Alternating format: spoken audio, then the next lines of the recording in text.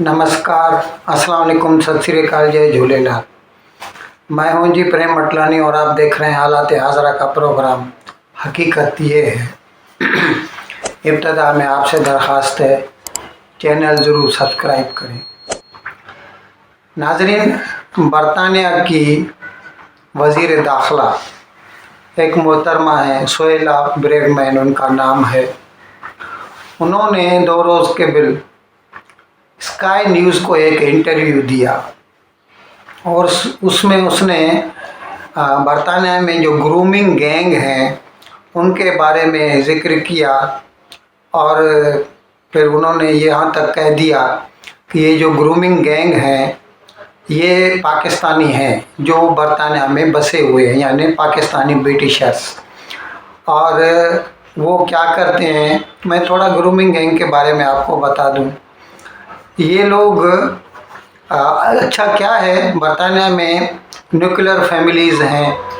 और आजकल तो हर मुल्क में ऐसा हो चला है कि शौहर बीवी के दरमियान अनबन होती रहती है। तो ऐसे माहौल का असर उनके बच्चों पर भी पड़ता है और बच्चे जो है ना एक किस्म के नफसियाती मरीज़ बन जाते हैं, अपने वालिदैन से दूर हो जाते हैं, फिर वो कहीं और पनाह लेना चाहते हैं। ऐसे में जो सोशल मीडिया है उसके थ्रू जो ये ग्रूमिंग गैंग वाले हैं ना, वो उनको निशाना बनाते हैं। पहले थोड़ा उनको मतलब एक किस्म का जैसे हमदर्दी जताते हैं, उन्हें बुलाते हैं, खाना वाना खिलाते हैं, रेस्टोरेंट ले जाते हैं,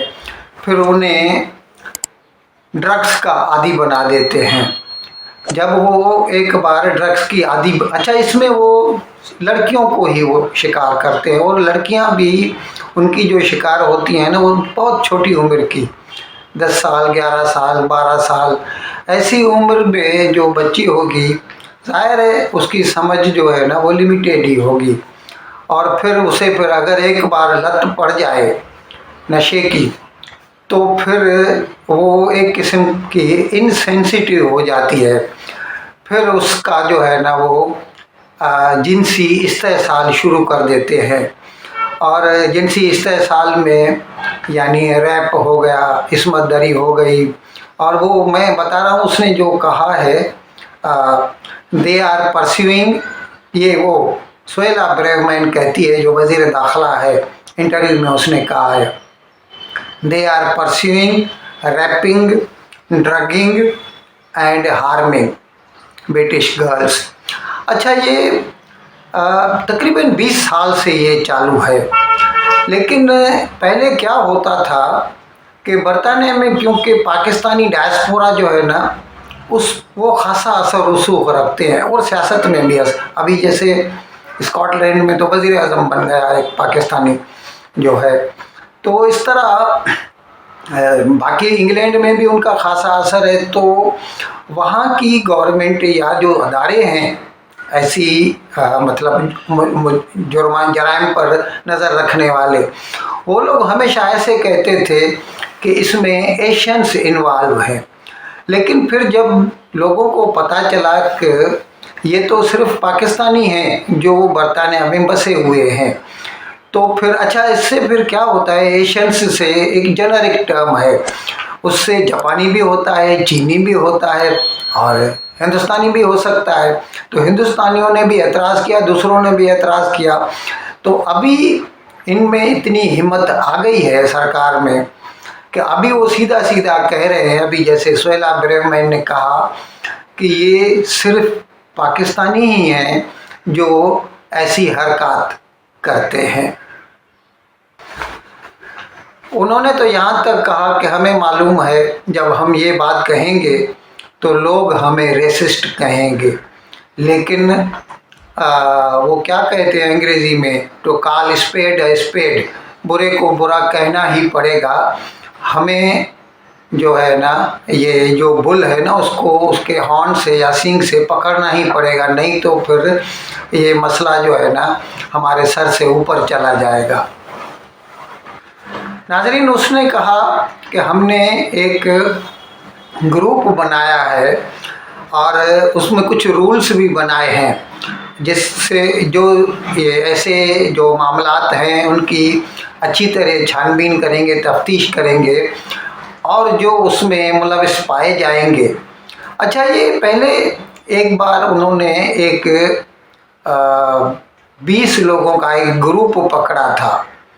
اور ان کے اوپر کیس بھی چلا، کچھ لوگوں کو سزا ہو گئی، کچھ جو ہے بری بھی ہو گئے، لیکن اس وقت بھی پتہ چلا تھا کہ وہ سب کے سب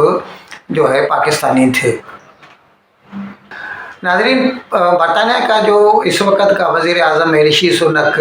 اس نے کہا، اس نے بتایا کہ یہ ہم نے جو ہے نا فیصلہ کیا ہے کہ یہ گرومنگ گروپ جو ہے نا ان کے اوپر جو ہے نکیل سادھی جائے۔ تو انہوں نے بتایا ایک گروپ بنایا ہے، گرومنگ گینگ ٹاسک فورس، اس کو نام دیا گیا ہے، اور وہ ان کے بارے میں تفتیش کرے گی اور ان کے بارے میں مطلب کیس بنا کے انہیں چالان کرے گی۔ ظاہر ہے وہ تو ہوگا، جو کچھ بھی ہوگا تھرو لیگل مینس ہوگا۔ ناظرین، اس سلسلے میں ایک جو آرگنائزیشن ہے جس کا نام ہے National Society for Prevention of Cruelty to Children یا NSPCC، وہ بتاتے ہیں کہ اس میں صرف چھوٹے بچے ہی انوالو ہوتے ہیں، مطلب جو مجرم ہیں وہ تو بڑی عمر کے ہوتے ہیں، لیکن جو ان کے وکٹم ہوتے ہیں، جو شکار ہوتے ہیں نا، وہ چھوٹے بچوں کو ہی بناتے ہیں، اور پھر جو ہے ان سے ہر قسم کا کام، اور بعد میں ایسا بھی ہوتا ہے کہ انہیں پھر پراسٹیٹیوشن میں بھی دھکیل دیا جاتا ہے۔ ناظرین، گارجین کی ایک رپورٹ آئی ہے، گارجین وہاں کا مشہور جو ہے پریس ہے، انہوں نے رپورٹ دی ہے کہ 2018 کی ان کی رپورٹ تھی، اس میں انہوں نے کہا تھا کہ یہ جو گرومنگ گینگ والے ہیں it consist of Pakistani people. ناظرین، آج کل رمضان کا مہینہ چالو ہے، تو پاکستان میں مہنگائی بھی، ہم نے کل بھی بتایا تھا آپ کو، ریٹ آف انفلیشن جو ہے شرح مہنگائی 35% ہے، اور ظاہر ہے رمضان کے مہینے میں تو الٹا جو بیوپاری ہیں اور بھاؤ بڑھا دیتے ہیں ہر چیز کا۔ ایسے میں سرکار نے عوام کو راحت پہنچانے کے لیے ایک اسکیم کا اعلان کیا کہ ہر غریب گھر کو 10 کلو جو ہے گندم کے آٹے کی بوری دی جائے گی، اور وہ لیکن ان کا جو یہ آٹا بانٹنے کا جو سسٹم ہے نا، وہ دقیانوسی ہے، آرکائک ہے، اور اس میں وہ کیا ہے، وہ آتے ہیں، ٹرکس آتے ہیں، لوگ جو ہے نا لائن لگا کے کھڑے ہو جاتے ہیں، 1 کلومیٹر تک کی لائن لگتی ہے، اور ظاہر ہے اس میں زیادہ تر خواتین ہوتی ہیں، کیونکہ مرد لوگوں کو تو کمانے کے لیے جانا ہے، وہ تو اتنا افورڈ نہیں کر سکتے کہ پورے دن جو ہے وہ لائن میں کھڑے رہیں، تو پھر ان کی جو خواتین ہیں وہ کھڑی رہتی ہیں، اور پھر جب وہ بانٹنا شروع کرتے ہیں تو اتنی ہڑبنگ ہوتی ہے اور اسٹیمپیڈ ہوتی ہے۔ اب تک کئی لوگوں کی کئی ایسے انسٹنسز ہوئے ہیں، واقعات ہوئے ہیں جس میں کہیں پر 10 لوگ، کہیں پہ 5 لوگوں کی موت بھی واقع ہو چکی ہے، لیکن پھر بھی یعنی even at the cost of losing their lives, لوگ لائنوں میں کھڑے رہتے ہیں، اور اس امید پر کہ خدا کرے ان کو ایک بوری جو ہے وہ 10 کلو کی آٹے کی بوری ہے، اور وہ آٹا اتنا کھانے جیسا بھی نہیں ہے کچھ، ویسے اگر وہ لیا جائے بازار میں تو 1150 روپے کا ہوتا ہے، تقریباً 115 روپیہ جو ہے کلو کا وہ آٹا ہوا، وہ ویسے تو اچھا آٹا تو 150 روپے کلو بازار میں ملتا ہے۔ خیر، وہ 1150 روپے کے لیے لوگ اپنی جان تک دینے کا خطرہ مول لیتے ہیں، اور آپ سوچ لیجئے کہ ہمیں آزاد ہوئے ابھی 76 سال ہونے کو آئے ہیں، اگر ہمیں آزادی کے بعد 76 سال کے بعد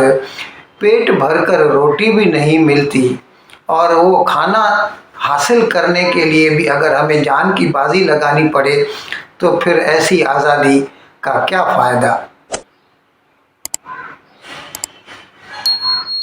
اچھا جناب، ابھی ہم اس کا موازنہ जो है वो होता है, नेचुरल है। कुछ लोगों को बुरा लगेगा कि मैं ये मुआवजा कर रहा हूँ, लेकिन ये करना पड़ता है क्योंकि पाकिस्तान और हिंदुस्तान दोनों एक ही साथ आज़ाद हुए। और हकीकत में तो इस वक्त जो पाकिस्तान है यानी माइनस बांग्लादेश, ये हकीकत में जो है ना, ये फूड ग्रेन बाउल हुआ करता था पूरे हिंदुस्तान का, पंजाब और सिंध ख़ास तौर पर। लेकिन अब पता नहीं क्या हो गया है कि वहाँ के हालात उल्टे ज़्यादा ख़राब हो गए हैं। अब यहाँ पर हम आपको बताएं जनाब, तकरीबन 3 साल होने को आए हैं। 2020 के मार्च में कोरोना यहाँ पे ऐलान हुआ था उसका, और फिर वो लॉकडाउन हो गया। तो उस वक्त से लेकर भारत में सरकार ने आम लोगों के लिए एक फैमिली के पीछे 10 किलो चावल या 10 किलो गेहूं हर महीने देने का ऐलान कर दिया, without any charge, free of cost. और वो अब तक मिल रहा है और उसके लिए कोई तकलीफ़ नहीं होती। जैसे पाकिस्तान में शनाख्ती कार्ड होता है, वैसे हिंदुस्तान में आधार कार्ड होता है और उसमें वो फिंगरप्रिंट रहते हैं। बस हर आदमी को, कोई भी घर का एक बंदा, क्योंकि सब लोगों के फिंगरप्रिंट होते हैं, तो एक पूरे घर में से कोई भी एक बंदा जाए, अपना आधार कार्ड ले जाए और वहाँ पर राशन शॉप पे जाके और अपना फिंगरप्रिंट दे दे,